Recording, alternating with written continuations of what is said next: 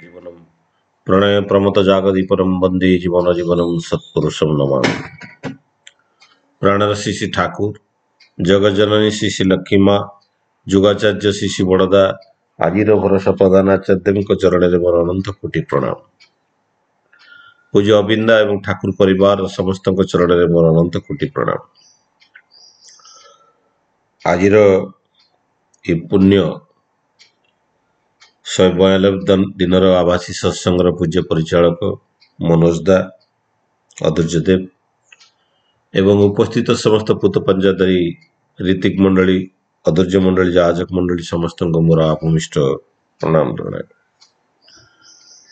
उपस्थित समस्त गुरु भाई गुरु माता साधु सज्जन मंडली कुनी कुनी पिलाए समस्त मोर प्रीतिपूर्ण राभरा जय गुरु जनाए। सर्वप्रथम आज सत्संग जो मैंने भोग निवेदन कर शांति स्वस्ति विधान परम पिता निकट में मोर प्रार्थना रखे। स्वस्ति सेवक बाहिनी चिंडेकला माँ स्नेहलता माँ फोन करते आज सत्संग जोगदापी मनोज दा सहित अनेक समय देखाई ऑफलाइन सत्संग में। तेज जहाँ भी हो माँकर इच्छा थिला जे आज जो विषय वस्तु मत कही जीवन नाथ जो विषय उपरे आलोचना करने वास्तविक आम चारिटा आश्रम थिला आग काल चारिटा आश्रम थिला जो जमी युवाश्रम माने युवक अवस्था बाल्य अवस्था प्रौढ़ अवस्था तापर बानप्रस्थ आसूला। ये चारि आश्रम पर कली जुगरे आउ दीटा आश्रम आ जोड़ी गोटे हूँ अनाथ आश्रम आउ गोटे हूँ वृद्धाश्रम। तेणु जमी छता वर्षा बेले आवश्यक हुए आ वर्षा सरीगले छताटा भिड़ पड़े मनीष को सेमती मनीषटा अन्य जड़े मनीष जीवन में बहुत किसी आवश्यकतार आसे किंतु आवश्यकता पूर्ण हो गला परे से मनीषटा अलड़ा हो जाए आ से अलड़ा मनीष को आश्रय दवा को वृद्धाश्रम बिली कह जाए।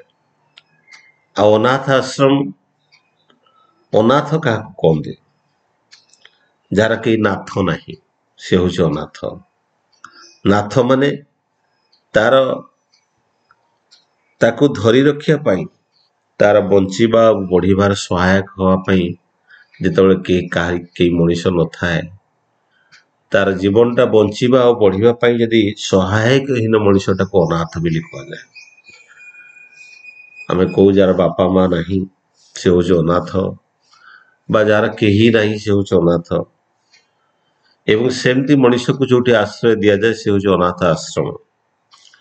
ये आश्रम कौन आश्रम हूँ जो श्रम करी निजर परिपोषण करा जाए से हूँ आश्रम। सत्संग एक आश्रम। ये सत्संग आश्रम रे आपण मन को निजक परिश्रम करने पड़े श्रमदान करने पड़े से ये हूँ आश्रम। तो अनाथ माने जार बापा माँ नहीं मिली आम कहू तार अनाथ किंतु ये दुनिया रे केही अनाथ नुहे। दुनिया रे समस्त एक नाथ अच्छी से होचंती जीवन नाथ। ये जीवन नाथ को छाड़ी के जीवन संज्ञा ही नहीं। ये जीवनटा आज जीवन ही कि अच्छी है तो आम पाखे कई थाऊ बा कई न थाऊ धन थाऊ बा न थाऊ समस्तंकर नाथ अच्छंती से होचंती जीवन नाथ। ठाकुर से दिन आलोचना प्रसंग रे कहते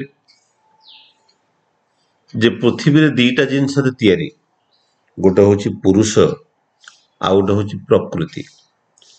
प्रकृति क्या कह जाए जे प्रकृष्ट हो उठिबार संवेग जहाँ भीतर अच्छी से हूँ प्रकृति। प्रकृष्ट होबार संवेग ଭଲ ହବାର ସମ୍ବେଗ, ବଡ଼ ହବାର ସମ୍ବେଗ ଯାହା ଭିତରେ ଅଛି ସେ ହେଉଛି ପ୍ରକୃତି। ଆଉ ପୁରୁଷ ହେଉଛି ଜଣେ, ସେ ହେଉଛନ୍ତି ପରମ ପୁରୁଷ, ଆଉ ସେ ହିଁ ହେଉଛନ୍ତି ଜୀବନନାଥ। ବାସ୍ତବିକ ପୁରୁଷ କାହାକୁ କୁହାଯାଏ? এই ପ୍ରକୃତି ଯେଉଁ ପ୍ରକୃଷ୍ଟ ହେବାକୁ ଚେଷ୍ଟା କରେ, ତାକୁ ଯିଏ ପୂରଣ କରେ, ତାର ସେଇ ପ୍ରକୃଷ୍ଟ ହେବା ପାଇଁ ଯିଏ ପୂରଣ କରେ, ସେ ହେଉଛି ପ୍ରକୃତି, ସେ ହେଉଛି ପୁରୁଷ। ଆମମାନେ ଆମକୁ ପୁରୁଷ ବୋଲି କହୁ, କାରଣ ଆମେ କିଛି ନାରୀର ଆବଶ୍ୟକତାଟାକୁ ପୂରଣ କରିପାରୁ ବୋଲିକି ଆମେ ନିଜେ ନିଜେ ମନେ ମନେ ଭାବୁ ପୁରୁଷ। ବାସ୍ତବିକ ଆମମାନେ ପୁରୁଷ ନୁହେଁ, ଆମେମାନେ ପ୍ରକୃତିର ଏକ ଅଙ୍ଗ। ସେ ପୁରୁଷ ହଉ, ନାରୀ ହଉ, ଜୀବଜନ୍ତୁ, ଜୀବସତ୍ତା ଯିଏ ବି ହଉ, ସମସ୍ତେ ହେଉଛନ୍ତି ସେଇ ପ୍ରକୃତିର ଏକ ଅଙ୍ଗ। ଆଉ ସମସ୍ତେ ସେଇ ପରମ୍ପରା ପୁରୁଷଙ୍କ ଦ୍ୱାରା ପୂରିତ ହୁଅନ୍ତି। ହି ଦ ଫୁଲଫିଲର ଦ ବେଷ୍ଟ, ସେ ପରମ ପୂରଣକାରୀ। ତେବେ କଥା ଉଠେ, ଏଇ ଯୋଉ ଜୀବନନାଥ ଯାହା ଜୀବନରେ ନାହିଁ, ସେ କ'ଣ ବାସ୍ତବିକ ଅନାଥ? ଜୀବନନାଥ ତ ସମସ୍ତ ଜୀବନରେ ଅଛି। ସେଥିପାଇଁ ଠାକୁର କହୁଥିଲେ, ଈଶ୍ୱର ତମକୁ ଭଲ ପାଏ କି ନ ପାଏ, ପାଆନ୍ତି କି ନ ପାଆନ୍ତି, ତାହା ଜାଣିବାକୁ ଚେଷ୍ଟା କର ନା। ତୁମେ ଈଶ୍ୱରକୁ ଭଲ ପାଅ କି ନାହିଁ, ସେଇଟା ହେଉଛି ମୁଖ୍ୟ ଜିନିଷ। ଈଶ୍ୱର ଆମକୁ ଭଲ ପାଆନ୍ତି କି ନ ପାଆନ୍ତି, ସେଇଟା ଜାଣିବାକୁ ଚେଷ୍ଟା କରନି। ଈଶ୍ୱର ତ ସମସ୍ତଙ୍କୁ ଭଲ ପାଆନ୍ତି, କାରଣ ଏ ପ୍ରକୃତିର ପ୍ରତ୍ୟେକ ଜିନିଷ ହେଉଛି ତାଙ୍କରି ସ୍ରଷ୍ଟା। ସେ ସବୁ କିଛି ସୃଷ୍ଟିର ସେ ହେଉଛନ୍ତି ମୂଳ। ତେଣୁ ଈଶ୍ୱର ସବୁ ଜୀବସତ୍ତାକୁ ଭଲ ପାଆନ୍ତି। ଆଉ ଆମେ ଯଦି ଈଶ୍ୱରକୁ ଭଲ ପାଉନା, ଈଶ୍ୱରଙ୍କର ଆଶୀର୍ବାଦ ଆମ ଭିତରେ ସ୍ଫୁରିତ ହୁଏ ନା। ଈଶ୍ୱରଙ୍କର ଆଶୀର୍ବାଦ ଆମ ଭିତରେ ସ୍ଫୁରିତ ହୁଏ ନା। ଆଉ ସେଇଥିପାଇଁ ଠାକୁର କହୁଥିଲେ, ସେଦିନ ମାଟି କାନ୍ଦି କାନ୍ଦି କହୁଥିଲା, ମୋତେ ରକ୍ଷା କରନ୍ତୁ, ମୋତେ ରକ୍ଷା କରନ୍ତୁ ଠାକୁର, ମୋତେ ରକ୍ଷା କରନ୍ତୁ। ଠାକୁର କହୁଛନ୍ତି, ମୋତେ ରକ୍ଷା କର, ମୋତେ ରକ୍ଷା କର, ମୋତେ ରକ୍ଷା କର। ତେବେ କଥା ଉଠେ, ସେ ବୁଢ଼ୀଟେ ତ ବୟସ୍କ ମହିଳା ଜଣକ କାନ୍ଦି କାନ୍ଦି ଯେତେବେଳେ ତାକୁ ରକ୍ଷା କରିବାର କଥା କହୁଥିଲେ, ଠାକୁର କହୁଛନ୍ତି ମୋତେ ରକ୍ଷା କର। ଏ ରକ୍ଷା କରିବାର ମାନେ ହେଉଛି ତାକୁ ଧାରଣ କରିବା। ଯାହା ଠାକୁର କହୁଥିଲେ ଆଶୀର୍ବାଦର ମାନେ ହେଉଛି ଅନୁଶାସନବାଦ। ଏଇ ଅନୁଶାସନବାଦକୁ ଯିଏ ମାନିକି ଚାଳେ, ସେ ହିଁ ଆଶୀର୍ବାଦର ପ୍ରାପ୍ତ ହୁଏ। ଜଣେ ସାଧୁଙ୍କୁ ଜଣେ ପଚାରୁଥାନ୍ତି ଯେ ଯୋଉ ନଜର ଲାଗିଯାଏ, ଇଏ କେତେ ଦୂର ସତ? ନଜର ଲାଗିଯାଏ, ଛୋଟ ପିଲାମାନେ କାନ୍ଦନ୍ତି, ବହୁ ସମୟରେ ଆମେ କହୁ ଯେ କାହାରି ନଜର ଲାଗିଗଲା। କାହାରି ଉନ୍ନତିରେ ଯେତେବେଳେ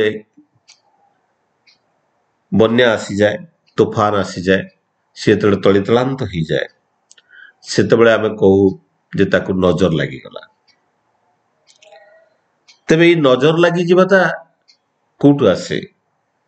ବାସ୍ତବିକ ଯେତେବେଳେ ଆମେ ସତ୍କର୍ମରେ ଲିପ୍ତ ରହୁ, ସତ୍ ମାର୍ଗରେ ଜୀବନଟାକୁ ପରିଚାଳିତ କରୁ, ସେତେବେଳେ ଅନ୍ୟମାନଙ୍କର ଗୁଡ୍ ଭାଇବ୍ରେସନ ଆମ ପାଖରେ ପହଞ୍ଚେ। ଅନ୍ୟମାନେ ଆମକୁ ମନେ ମନେ ଆରେ ଭଲ ଲୋକଟା କି ଭଲ ମଣିଷଟା, ଏଇ ପ୍ରକାର ଆଶୀର୍ବାଦ ଦିଅନ୍ତି। ତେବେ ସେଇଠି କଥା ଉଠେ, ଏଇ ଯୋଉ ଆଶୀର୍ବାଦ ଦିଅନ୍ତି, ଏଇ ଯୋଉ ଭଲ ପାଇବା ଟିକକ ଦିଅନ୍ତି, ତାହା ଆମ ଜୀବନରେ ଅନେକ ଏ ଜୀବନ ବୃଦ୍ଧିର ଗତିପଥରେ ସେ ସହାୟକ ହୁଏ। ସେଇଥିପାଇଁ ଠାକୁର କହୁଥିଲେ, ସତା ସତ୍ସଙ୍ଗୀ ସିଏ ଯେ ଅନ୍ୟର ଖୁସିରେ ଖୁସି ହୁଏ, ଆଉ ଅନ୍ୟର ଦୁଃଖରେ ଦୁଃଖୀ ହୁଏ। କିନ୍ତୁ ଆମେ ତାହା ହେଇପାରୁନା। ଆମେ ଅନ୍ୟର ଖୁସିରେ ଦୁଃଖ ପାଉ। କାହା ପୁଅ ଯଦି ଆଇଏଏସ୍ ପାଇଯାଏ, କାହା ପୁଅ ଯଦି ଡକ୍ଟର ହେଇଯାଏ, କାହା ପୁଅ ଯଦି ଇଞ୍ଜିନିୟର ହେଇଯାଏ, IIT କ୍ୱାଲିଫାଇ କରିଦିଏ, ସେତେବେଳେ ବେଶୀ ଦୁଃଖୀ ଆମେ ହଉ। ବାସ୍ତବିକ ସତ୍ସଙ୍ଗୀ ଆମେ ହେଇପାରୁନା। ଅନ୍ୟର ଦୁଃଖରେ ଆମେ ଖୁସି ହଉ। ତେଣୁ ସତ୍ସଙ୍ଗୀ ହେଉଛି ସିଏ ଯିଏ ଅନ୍ୟର ସୁଖରେ ସୁଖୀ ହୁଏ, ଆଉ ଅନ୍ୟର ଦୁଃଖରେ ଦୁଃଖୀ ହୁଏ। ତ ସେଇଥିପାଇଁ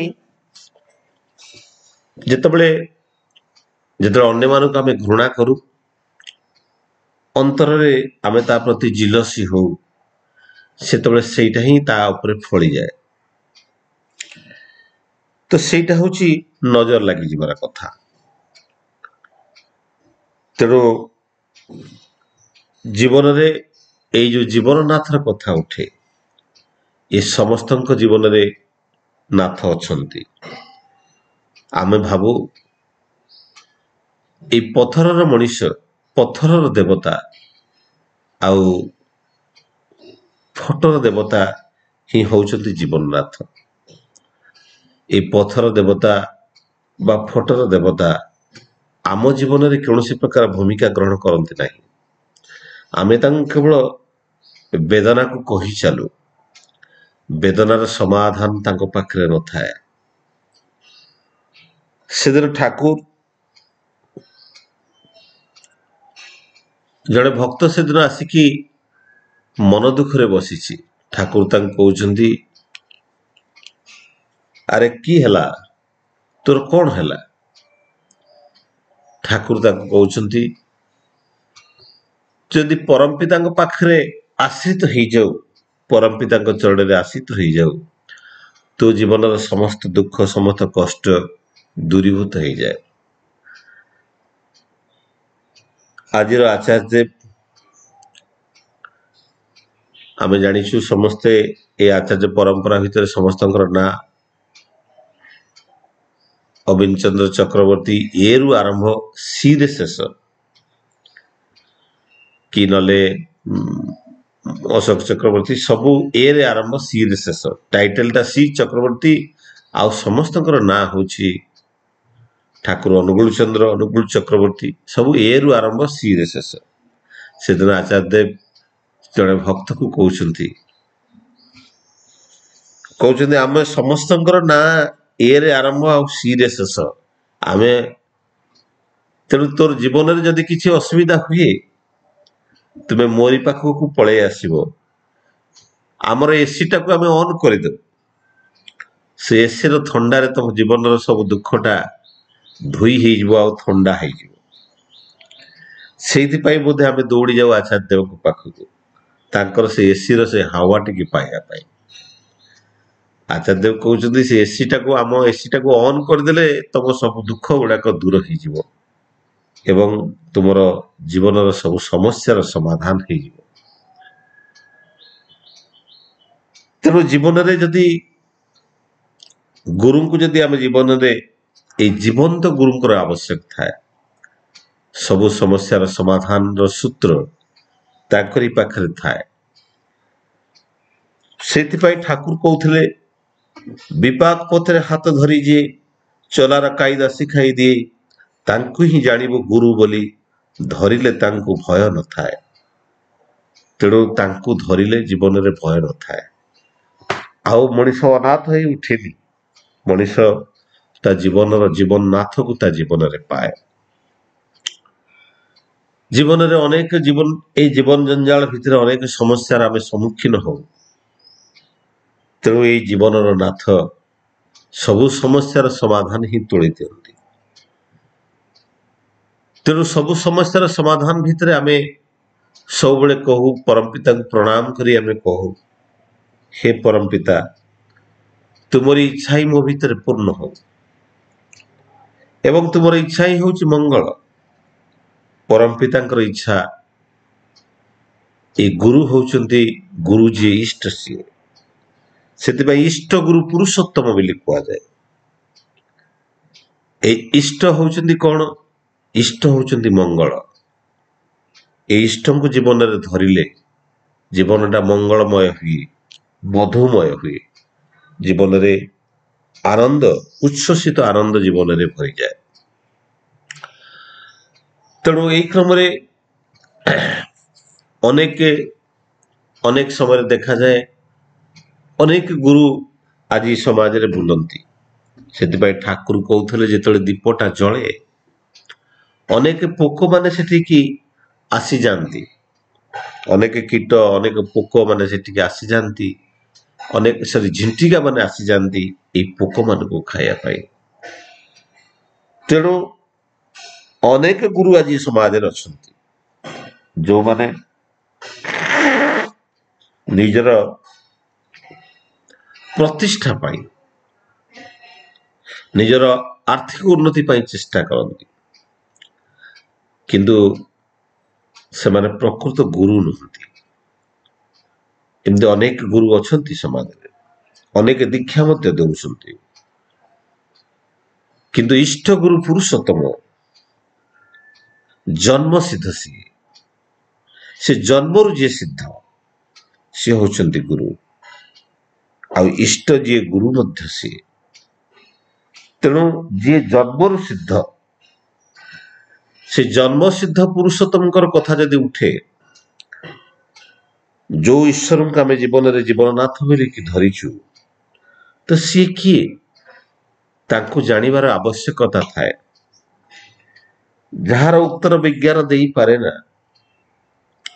ତଥାକଥିତ ବିଜ୍ଞାନର ହାତ ଯାହାଙ୍କ ପାଖରେ ପହଞ୍ଚି ପାରେ ନା, ଯିଏ ହଉଛନ୍ତି ପରମ ବିଜ୍ଞାନୀ। ସାଧାରଣତଃ ଛୁଆଟା ଜନ୍ମ ହେଲେ 9 ମାସ ମାତୃଗର୍ଭରେ ସେ ବିତେଇ ଥାଏ, କିନ୍ତୁ ଶ୍ରୀ ଠାକୁର 12 ମାସ ପର୍ଯ୍ୟନ୍ତ ମାତୃଗର୍ଭରେ ସେ ବିତେଇଥିଲେ। ମନମୋହିନୀ ଦେବୀ ମା, ତାଙ୍କର ମା ମନମୋହିନୀ ଦେବୀକୁ କିଏ କହୁଥିଲା ଭୂତ ପେଟରେ ଅଛି, ଭୂତ ଜନ୍ମ କରିବ, କେତେ ଲାଞ୍ଛନା ସେ ସହିଥିବେ ସେଦିନ ସେ ମା। ଥରେ କେବେ ଆପଣ ମାନେ ଚିନ୍ତା କରିଛନ୍ତି ଯେ 12 ମାସ ମାତୃଗର୍ଭରେ କଠେଇଥିବା କଣ ବିଜ୍ଞାନ ତାର ଉତ୍ତର ଦେଇପାରେ? କୌଣସି ଗାଇନୋକୋଲୋଜିଷ୍ଟ, କୌଣସି ଡକ୍ଟର କଣ ତାର ଉତ୍ତର ଦେଇପାରେ ଯେ 12 ମାସ ଜଣେ ମାତୃଗର୍ଭରେ ସେ ବିତେଇ ପାରେ? ସିଏ ହଉଛନ୍ତି ପରମ ବିଜ୍ଞାନୀ। ସାଧାରଣତଃ ଛୁଆଟା ଜନ୍ମ ନେଲେ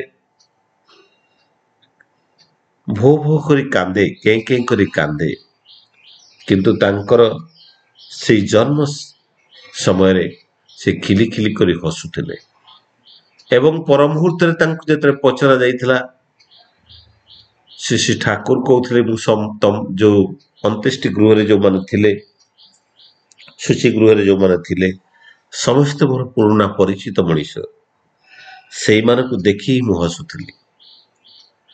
ପୁଣି ଠାକୁର କହୁଥିଲେ ମୁଁ ଏକ ଅଚାନକ ପ୍ରାଣୀ ବିଲିକି, ଯେତେବେଳେ ଗ୍ରହ ନକ୍ଷତ୍ର ଆଦି ଭିତର ଭେଦ କରି ଯେତେବେଳେ ମୁଁ ଏ ପୃଥିବୀରେ ଅବତରଣ କରିବା ପାଇଁ ଚାହୁଁଥିଲି, ଅନେକ ଦେବାଦେବୀ ମତେ ବାରଣ କରୁଥିଲେ। ମୁଁ ସୂର୍ଯ୍ୟର ଅନ୍ତସ୍ଥ ଭିତରେ ଦେଇକି ଯେତେବେଳେ ପ୍ରବେଶ କଲି, ତା ଭିତରଟା ଅତ୍ୟନ୍ତ ଥଣ୍ଡା ଥିଲା। ଏଇଥିପାଇଁ ମୁଁ କହୁଥିଲି ପରମ ବିଜ୍ଞାନୀ। ଆମେ ସୂର୍ଯ୍ୟକୁ ଅନ୍ୟ ଉତ୍ତପ୍ତ ଗ୍ରହ ବୋଲିକି ଆମେ ଦେଖୁ, ଏଇ ଗାଲାକ୍ସିର ଉତ୍ତପ୍ତ, ଯୋଉଠୁ ଆମେ ସୂର୍ଯ୍ୟ କିରଣ ପାଉ, ଉତ୍ତାପ ପାଉ। କିନ୍ତୁ ଠାକୁର ସେଦିନ କହୁଥିଲେ ଯେ ସୂର୍ଯ୍ୟଙ୍କର ଅନ୍ତସ୍ଥ ଅତ୍ୟନ୍ତ ଥଣ୍ଡା। ଠାକୁରଙ୍କର ଏଇ କଥା କହିବାର ଅନେକ ବର୍ଷ ପରେ ପରୀକ୍ଷା କରି ଦେଖାଯାଇଥିଲା ଯେ ସୂର୍ଯ୍ୟଙ୍କର ମଧ୍ୟସ୍ଥଳ ଥଣ୍ଡା ବୋଲିକି। ସେ ହଉଛନ୍ତି ପରମ ବିଜ୍ଞାନୀ। ତାଙ୍କର ଅନେକ କଥା ଆଜି ପର୍ଯ୍ୟନ୍ତ ଜଣାପଡ଼େନି। ଠାକୁରଙ୍କର ଯେତେବେଳେ ଭାବବାଣୀ ଅବସ୍ଥାରେ ତାଙ୍କର ସ୍ପନ୍ଦନ ରହିତ ଥିଲା, କୌଣସି ସ୍ପନ୍ଦନ ନଥିଲା। ସେ ଯାହାର ହାର୍ଟବିଟ୍ ଚାଲେନି, ତାକୁ ଆମେ ଡେଡ୍ ବଡି ବୋଲି କହୁ, ମୃତ ବୋଲି କହୁ। ସେଇ ଅବସ୍ଥାରେ ତାଙ୍କ ମୁଖରୁ ନିଃସୃତ ହଉଥିଲା ସେ ଅମୃତର ପାଣି। ଏଇ ମଣିଷକୁ ଶାନ୍ତି ସ୍ୱସ୍ତି ଜୀବନ ବୃଦ୍ଧିର ସହାୟକ ହବାର ସେଇ ବାଣୀ, ଯାହା ପୁଣ୍ୟ ପୋଥିରେ ଆଜି ରଚିତ ହେଇକି ରଖାଯାଇଛି। ଏବଂ ତାଙ୍କୁ ପରୀକ୍ଷା କରିବା ପାଇଁ ତାଙ୍କ ହାତରେ କଣ୍ଟା ପିଟା ଯାଇଥିଲା, ତାଙ୍କ ହାତରେ ଜଳନ୍ତା କୋଇଲା ରଖାଯାଇଥିଲା, କିନ୍ତୁ ନିର୍ବିକାର ଭାବରେ ସିଏ ତାଙ୍କ ଶରୀରରେ ହାଡ଼ ନଥିଲା ଭଳିଆ ଶରୀର ଏମିତି ତରଙ୍ଗାୟିତ ଅବସ୍ଥାରେ ଗତିଶୀଳ କରୁଥିଲା। ଏ ସମସ୍ତର ଉତ୍ତର କଣ ବିଜ୍ଞାନ ଦେଇପାରେ? ସେଦିନ ଜଣେ ଡାକ୍ତର ଠାକୁରଙ୍କ ପାଖରେ ଅବସ୍ଥାନ କରୁଥାନ୍ତି। ଅନେକ ଦିନ ଠାକୁରଙ୍କ ପାଖରେ ରହିଲା ପରେ ଯେତେବେଳେ ସିଏ ମନେ ମନେ ଦିନେ ଭାବିଲେ ଯେ ଠାକୁରଙ୍କ ପାଖରେ କିଛି ଅଲୌକିକତା ନାହିଁ, ଠାକୁର ସେମିତି କିଛି ଅଲୌକିକ ମଣିଷ ନୁହନ୍ତି, ସେ ଗୋଲକଦା ଏଇ ପ୍ରକାର ଭାବୁଛନ୍ତି। ହଠାତ୍ କିନା ଠାକୁର କହୁଛନ୍ତି, ଆରେ ଟିକେ ଦେଖରେ ମୋର ଛାତିଟା ଟିକେ କେମିତି ପେନ୍ କରୁଛି। ଯେତେବେଳେ ସେ ଷ୍ଟେଥୋସ୍କୋପ ମାରିକି ଦେଖୁଛନ୍ତି, ଷ୍ଟେଥୋସ୍କୋପର ସେ ପାରଦାଟା ଉପରକୁ ଉଠି ଯାଉଛି ଆଉ ତଳକୁ ଖସୁନାହିଁ। ସେ ଆଶ୍ଚର୍ଯ୍ୟ ହେଉଛନ୍ତି, ଠାକୁରଙ୍କର ହୃଦସ୍ପନ୍ଦନ ବନ୍ଦ ଅଛି। ଠାକୁରଙ୍କର ହୃଦସ୍ପନ୍ଦନ ବନ୍ଦ ଅଛି, ହାର୍ଟ ବିଟ୍ ଚାଲୁନି। କିନ୍ତୁ ସେ ଆଶ୍ଚର୍ଯ୍ୟ ହେଇକି ସେଦିନ ଅନଉଛନ୍ତି, ଠାକୁର ଅନ୍ୟମାନଙ୍କ ସହିତ କଥାବାର୍ତ୍ତା କରୁଛନ୍ତି ଏବଂ ଅନ୍ୟମାନଙ୍କ ସହିତ ହସୁଛନ୍ତି, କଥା ହଉଛନ୍ତି, ସବୁ କିଛି କରୁଛନ୍ତି, କିନ୍ତୁ ତାଙ୍କର ହାର୍ଟ ବିଟ୍ ଚାଲୁନାହିଁ। ଏବଂ ସେ ଆଶ୍ଚର୍ଯ୍ୟ ହେଉଛନ୍ତି ଏବଂ ଯେତେବେଳେ ଠାକୁର ତାଙ୍କୁ ଅନେଇକି ହସି ଦେଇଛନ୍ତି, ତାପରେ ତାଙ୍କର ହାର୍ଟ ବିଟ୍ ଚାଲୁଛି। ଯେତେବେଳେ ଅନନ୍ତ ମହାରାଜ ଯିଏକି ଥରେ ଡାକ୍ତର ପେଶାରେ ଡାକ୍ତର ଥିଲେ, ଠାକୁର କହୁଛନ୍ତି ହଠାତ୍ ଅନନ୍ତକୁ, ମୋର ଶରୀରଟା ଭଲ ଲାଗୁନି। ଠାକୁର ଶୋଇଯାଇଛନ୍ତି। ଯେତେବେଳେ ଅନନ୍ତ ମହାରାଜ ଆସି ଦେଖିଛନ୍ତି ଯେ ଠାକୁରଙ୍କର ହାର୍ଟ ବିଟ୍ ସେତେବେଳେ ବି ଚାଲୁନଥିଲା। ପୁଣି ଜଣେ ବଡ ଡାକ୍ତରଙ୍କୁ ଡାକିଛନ୍ତି, ସେ ଦେଖୁଛନ୍ତି ଠାକୁରଙ୍କର ହାର୍ଟ ବିଟ୍ ଚାଲୁନି। ଆଉ ଏଥିପାଇଁ ମେଡିସିନ ତ କିଛି ନାହିଁ, ଠାକୁରଙ୍କୁ ବିଶ୍ରାମ କରିବା ପାଇଁ କହିଛନ୍ତି ଏବଂ ବିଶ୍ରାମ କରି ଠାକୁରଙ୍କର ଆରୋଗ୍ୟ କାମନା ପାଇଁ ଅନନ୍ତ ମହାରାଜ ଯେତେବେଳେ କୀର୍ତ୍ତନ ଆରମ୍ଭ କରିଛନ୍ତି, ସେ କୀର୍ତ୍ତନରେ ଝାସ ଦେଇଛନ୍ତି ସେ ଠାକୁର ଏବଂ ସେ ନର୍ତ୍ତନ କରିଛନ୍ତି ଏବଂ କୀର୍ତ୍ତନରେ ମଜି ଯାଇଛନ୍ତି ସେ ଠାକୁର, ଯାହାଙ୍କର କିଛି ସମୟ ପୂର୍ବରୁ ହାର୍ଟ ଚାଲୁନଥିଲା, ହାର୍ଟ ବିଟ୍ ଚାଲୁନଥିଲା। ବିଜ୍ଞାନର କଣ ଉତ୍ତର ଅଛି ଏସବୁର ଉତ୍ତର ଦେବା ପାଇଁ? ସେଦିନ ଜଣେ ଆଷ୍ଟ୍ରୋଲୋଜର ଯେତେବେଳେ ଠାକୁରଙ୍କ ପାଖକୁ ଆସିଥିଲେ, ହସ୍ତରକ୍ଷା ବିଶେଷଜ୍ଞ ଠାକୁରଙ୍କ ହାତ ଦେଖିବା ପାଇଁ ଯେତେବେଳେ ଦେଖୁଛନ୍ତି ଠାକୁରଙ୍କ ହାତରେ ରେଖା ଗୁଡାକ ପ୍ରତି ମୁହୂର୍ତ୍ତରେ ପରିବର୍ତ୍ତନ ହେଇକି ଚାଲିଛି। ସେ ବୁଝିପାରୁନାହାନ୍ତି ଇଏ କି ପ୍ରକାର ମଣିଷ, ଯାହାଙ୍କର ହସ୍ତରେଖା ପ୍ରତି ମୁହୂର୍ତ୍ତରେ ପରିବର୍ତ୍ତନ ହେଉଛି, ଯାହାଙ୍କ ଭିତରେ ଏଇ ସାରା ବିଶ୍ୱ ସମାହିତ ହେଇକି ରହିଛି, ଯିଏ ଶବ୍ଦ ବ୍ରହ୍ମର ଯିଏ ହଉଛନ୍ତି ସୃଷ୍ଟି, ଯାହାଙ୍କ ପାଖରୁ ସବୁ ସୃଷ୍ଟିର ସବୁ କିଛି ଆରମ୍ଭ ଆଉ ଶେଷ। ସେଇଥିପାଇଁ ଯେଉଁଦିନ କୃଷ୍ଣପ୍ରସନ୍ନ ଭଟ୍ଟାଚାର୍ଯ୍ୟ ସେଦିନ ଠାକୁରଙ୍କୁ ପଚାରିଥିଲେ, ଠାକୁର ଆପଣ କଣ ଏ ସୃଷ୍ଟିର ସବୁ କିଛି କି ଆପଣ ହିଁ ତିଆରି କରିଛନ୍ତି? ଠାକୁର କହୁଥିଲେ, ହଁ ମୁଁ ହିଁ ତିଆରି କରିଛି। ପୁଣି ପଚାରୁଛନ୍ତି, ଠାକୁର ଆପଣ ଚାହିଁଲେ କଣ ଏ ସୃଷ୍ଟିକୁ ସମ୍ପୂର୍ଣ୍ଣ ଭାବରେ ଆପଣ ନଷ୍ଟ କରିଦେଇ ପାରିବେ? ସେ କହୁଛନ୍ତି, ହଁ ମୁଁ ନଷ୍ଟ କରିଦେଇ ପାରିବି। ପୁଣି ଠାକୁରଙ୍କୁ ପଚାରୁଛନ୍ତି, ତୁମେ କାହିଁକି ନଷ୍ଟ କରୁନାହ? ଠାକୁର ନୀରବ ରହିଛନ୍ତି। ଇଏ ହଉଛନ୍ତି ପରମ ବିଜ୍ଞାନୀ ଠାକୁର। ବଡ଼ଦାସ ସେଥିପାଇଁ କହୁଥିଲେ, ଠାକୁରଙ୍କୁ ଅନେକ ଉପାଧି ଥିଲେ ମଧ୍ୟ ସେଇ ପରମ ପ୍ରେମମୟ ଉପାଧିଟା ଅତେକ ଭଲ ଲାଗେ। ଏମିତି ଅନେକ ଗୁରୁ ଆସନ୍ତି, ଅନେକ ଗୁରୁଙ୍କର ଆମେ ସେବା କରୁ।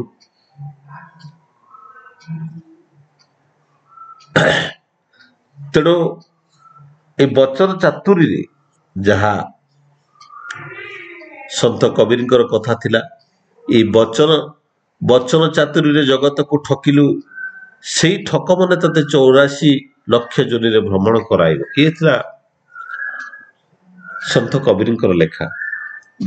ଆମେ ଯଦି କାହାକୁ ଠକୁ, ଗୁରୁ ହିସାବରେ ଗୁରୁ ନାଁ ନେଇକି ଫ୍ରଡ୍ କରିକି ଯେତେବେଳେ ଠକୁ, 84 ଲକ୍ଷ ଯୋନି ଦେଇକି ପୁଣି ଆମେ ସେଇ ଯାତନା ଭୋଗିବାକୁ ପଡେ। এই କ୍ରମରେ ମନେ ପଡେ ଜଣେ ବଙ୍ଗାଳୀ ଗୁରୁ ଭାଇଟେ ଗାଙ୍ଗୁଲି ଦା ବୋଲି, ସେ ଠାକୁରଙ୍କ ପାଖକୁ ଆସିଛନ୍ତି, ଠାକୁରଙ୍କର ଦୀକ୍ଷା ଗ୍ରହଣ କରିଛନ୍ତି। ଠାକୁରଙ୍କ ପାଖକୁ ଆସିବା ପରେ ଆସିଛନ୍ତି, ସେ ପ୍ରଥମେ ଦୀକ୍ଷା ନେଇଛନ୍ତି। ଦୀକ୍ଷା ନେଲା ପରେ ଯେତେବେଳେ ଠାକୁରଙ୍କ ପାଖରୁ ଦୀକ୍ଷା ନେଇଛନ୍ତି, ଦୀକ୍ଷା ନେଲା ପରେ ସେ ଘରକୁ ଯେତେବେଳେ ଯାଇଛନ୍ତି, ତାଙ୍କ ଭାଇ ତାଙ୍କ ଇଷ୍ଟ ଗୁରୁକୁ ଯେତେବେଳେ ସେ ତ୍ୟାଗ କରିକି ଆଉ ଗୋଟେ ଗୁରୁଙ୍କ ପାଖରୁ ଦୀକ୍ଷା ନେଇଛନ୍ତି, ସେ ତାଙ୍କ ପାଇଁ ଆଉ ଗୋଟେ ଘର ବନେଇ ଦେଇଛନ୍ତି। ସେ ଯୋଉ ଘରେ ଯାଇକି ସେ ରହନ୍ତି ଏବଂ ତାଙ୍କୁ ସେ ଭିନେ କରିଦେଇଛନ୍ତି। କାହିଁକି? ସେ ତାଙ୍କ ଇଷ୍ଟ ଗୁରୁକୁ ଛାଡିକି ଆଉ ଗୋଟେ କଣ କିଏ ଗୁରୁ ଗୋଟେ ଆସିବ, ସେ ଗୁରୁଙ୍କୁ ସେ ଗ୍ରହଣ କରିଛନ୍ତି। ଯେତେବେଳେ ସେଇ ଗୁରୁଙ୍କୁ ଯେତେବେଳେ ସେ ଗ୍ରହଣ କରିଛନ୍ତି, ଇଏ ପ୍ରତିଦିନ ଇଷ୍ଟବୃତ୍ତି କରନ୍ତି, ପ୍ରତି ମାସରେ ଥରେ ଘରେ ସତ୍ସଙ୍ଗ ଦିଅନ୍ତି ଏମିତି 2-3 ବର୍ଷ ବିତି ଯାଇଛି। ଦିନେ ତାଙ୍କ ଭାଇ ଘର ବାଟେ ଦେଇକି ଆସୁଛନ୍ତି।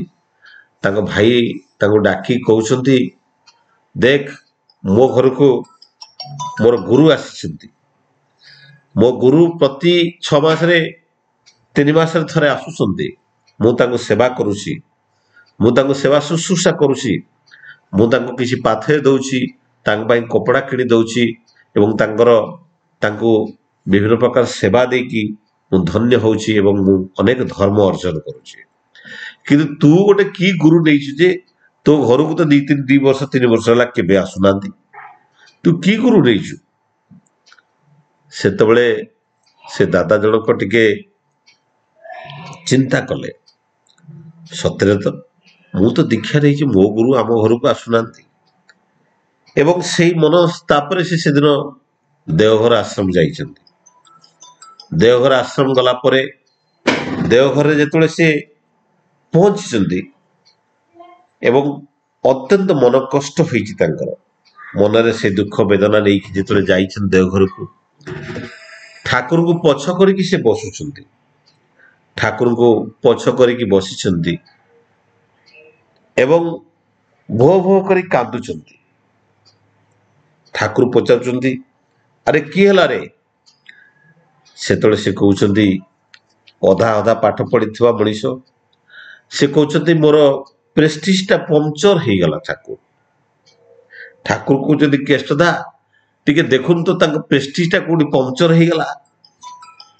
ପ୍ରେଷ୍ଟିଜଟା ପମ୍ପଚର ହେଇଗଲା ବୋଲି ଯେତେ ତାଙ୍କୁ କହୁଛନ୍ତି, ସେତେବେଳେ ଶ୍ରୀ ଠାକୁର କୁ ସେ କହୁଛନ୍ତି, ସେଇ ଭକ୍ତ ଜଣକ ସେଠୁ ବୁଲିକି ତୁ ଏପଟକୁ ବୁଲିକି ବସିଥିଲେ କହିଛନ୍ତି, ସେତେବେଳେ ବୁଲିକି ବସିକି କହୁଛନ୍ତି, ଠାକୁର ମୁଁ ଅନେକ ଦିନ ହବ ଦୀକ୍ଷା ନେଇଛି, ସବୁଦିନ ଇଷ୍ଟବୃତ୍ତି କରେ, ସବୁ ମାସରେ ମୁଁ ଘରେ ସତ୍ସଙ୍ଗ ଦିଏ, କିନ୍ତୁ ଆପଣ ଆମ ଘରକୁ କେବେ ଯାଆନ୍ତିନି। କିନ୍ତୁ ମୋର ଭାଇ ଦୀକ୍ଷା ନେଇଛି, ସେ ଯୋଉ ଗୁରୁ ପ୍ରତି 2 ମାସ 3 ମାସରେ ଥରେ ଆସୁଛନ୍ତି, ତା ଘରେ ଖାଉଛନ୍ତି ପିଉଛନ୍ତି, ତାଙ୍କର ସେବା କରୁଛି, ତେଣୁ ମତେ ବହୁତ ଲାଞ୍ଛନା ସହିବାକୁ ପଡୁଛି, ସେଥିପାଇଁ ମୋର ପ୍ରେଷ୍ଟିଜଟା ପମ୍ପଚର ହେଇଯାଉଛି। ତ ଠାକୁର କହୁଛନ୍ତି, ଆରେ ପାଗଳା, କିଏ କହିଲା ମୁଁ ତୋ ଘରକୁ ଯାଏନି ବୋଲି? ତୁ ଗତ ଶୁକ୍ରବାର ଦିନ ଯୋଉ ସତ୍ସଙ୍ଗ ଘରେ ଦେଇଥିଲୁ, ସେଇ ସତ୍ସଙ୍ଗରେ ତୁ କେତେ ପ୍ରକାର ଫଳ ମତେ ଦେଇଥିଲୁ ଖାଇବା ପାଇଁ। କଦଳୀ ଦେଇଥିଲୁ, ସେଓ ଦେଇଥିଲୁ, ବାତାସା ଦେଇଥିଲୁ, ମୁଁ ସବୁ ଖାଇଲି। କିନ୍ତୁ ଯେତେବେଳେ ପାଣି ପିଇବା ପାଇଁ ଇଚ୍ଛା କଲି, ତୁ ଗୋଟେ ବହୁତ ସୁନ୍ଦର ଭାବରେ ଗୋଟେ ପଇଡ଼ ରଖିଥିଲୁ ପାଣି ମୋ ପାଇଁ, କିନ୍ତୁ ପଇଡ଼ଟାର ଉପରଟାକୁ ଛିଦ୍ର କରିନଥିଲୁ, କୋଣା କରିନଥିଲୁ। ତୁ ଯେତେବେଳେ ନେକ୍ସଟ ଟାଇମ ଯେତେବେଳେ ସତ୍ସଙ୍ଗ ଦବୁ, ପଇଡ଼ର ଉପରଟାକୁ ଫଟେଇ ଦେଇକି ତାରି ଉପରେ ପୁଣି ରଖିଦବୁ, ମୁଁ ପଇଡ଼ ପାଣି ଆନନ୍ଦରେ ପିଇ ପାରିବି। ବହୁତ ଚେଷ୍ଟା କଲି, ଆଉ ପିଇ ପାରିଲି ନାହିଁ। ସେ ଆଶ୍ଚର୍ଯ୍ୟ ହେଲା, ବାସ୍ତବିକ ଠାକୁର ଏଇ ସତ୍ସଙ୍ଗରେ ଠାକୁର ଜୀବନ୍ତ ହେଇକି ରହନ୍ତି, ଜୀବନ୍ତ ଭାବରେ ସେଇ ଜୀବନନାଥ ଉପସ୍ଥିତ ରହନ୍ତି। ସେ ଆଶ୍ଚର୍ଯ୍ୟ ହେଇଥିଲା, କାନ୍ଦି ପକେଇଥିଲା ଭକ୍ତ ସେଦିନ। ଠାକୁର କହିଲେ, ତୁ ଯେତେବେଳେ ପ୍ରତିଦିନ ସକାଳୁ ତମେ ଯେତେବେଳେ ଇଷ୍ଟବୃତ୍ତି କରୁ, ମୁଁ ପାଗଳା ତମ ଘରକୁ ଯାଏ, ତୋ ତୋତେ ଏବଂ ତୋର ପରିବାରର ସମସ୍ତଙ୍କୁ ଦେଖେ, ଆଉ ତୋର ହାତରୁ ସ୍ପର୍ଶ କରି ଇଷ୍ଟବୃତ୍ତିକୁ ମୁଁ ଗ୍ରହଣ କରେ, ମୁଁ ହାତ ଦେଇକି ଗ୍ରହଣ କରେ, ତୁମ ପରିବାରର ଭଲ ମନ୍ଦକୁ ମୁଁ ଦେଖେ।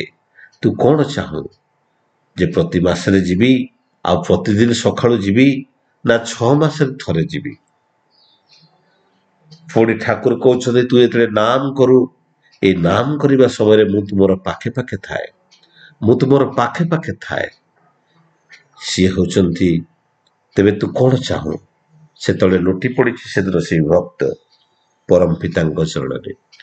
ଠାକୁର ଆପଣ ଆମ ଘରକୁ ସେମିତି ସବୁଦିନ ସକାଳୁ ଆସନ୍ତୁ, ଆଉ ସେମିତି ମାସକୁ ଥରେ ଆସନ୍ତୁ, 6 ମାସରେ ଥରେ ମୋ ଘରକୁ ଆସିବା ଦରକାର ନାହିଁ। ଇଏ ହଉଛନ୍ତି ଜୀବନନାଥ, ଜୀବନର ପ୍ରତିଟି ସ୍ପନ୍ଦନରେ, ପ୍ରତିଟି କ୍ଷଣରେ ଆମରିମାନଙ୍କ ସହିତ ଥାନ୍ତି। ଏଇ ଜୀବନଟାକୁ ମଧୁମୟ ଏବଂ ବଞ୍ଚିବା ବଢିବାର ମାର୍ଗକୁ ସୁନ୍ଦର ଆଉ ସୁଷ୍ଠ କରିବା ପାଇଁ ତାଙ୍କର ଚିରନ୍ତନ ଉପସ୍ଥିତି ଥାଏ। ସେଥିପାଇଁ ଯେଦିନ ଭକ୍ତ ହାଉଜରମାନ ଯେତେବେଳେ ଚାହିଁଥିଲେ ତା ଠାକୁରଙ୍କୁ ଆମେରିକାକୁ ନେଇଯିବା ପାଇଁ, ଠାକୁର କହୁଥିଲେ ତୋରି କାନ୍ଧରେ ମତେ ବସେଇକି ନେଇ ଚାଲ। ତାଙ୍କରି କାନ୍ଧରେ, ମୋରି କାନ୍ଧରେ ମାନେ ଠାକୁରଙ୍କୁ ଆମକୁ ଆମ ମଥା ଭିତରେ ବହନ କରି ଜୀବନଟାକୁ ଗତି କରାଇବାକୁ ପଡିବ। ପ୍ରତି ମୁହୂର୍ତ୍ତରେ ଠାକୁରଙ୍କର ସେଇ ଠାକୁରତ୍ୱଟାକୁ ଜାଗ୍ରତ କରିବାକୁ ପଡିବ ଆମ ଜୀବନ ଭିତରେ। ତାହେଲେ ଠାକୁର ଚିରନ୍ତନ ହେଇ ଜୀବନ୍ତ ହେଇ ଆମରି ସାଙ୍ଗେ ସାଙ୍ଗେ ଥିବେ ଏବଂ ଠାକୁରଙ୍କୁ ଇଷ୍ଟ ପ୍ରତିଷ୍ଠା କରିବା ଭିତରେ ଆମେ ଠାକୁରଙ୍କୁ ପ୍ରତିଷ୍ଠା କରିପାରିବା ପ୍ରତିଟି ସମାଜ ଭିତରେ এই ଡିପି ୱାର୍କ ମାଧ୍ୟମରେ। ସମୟ ଆସିଯାଇଛି, ସମୟ ହେଇଯାଇଛି।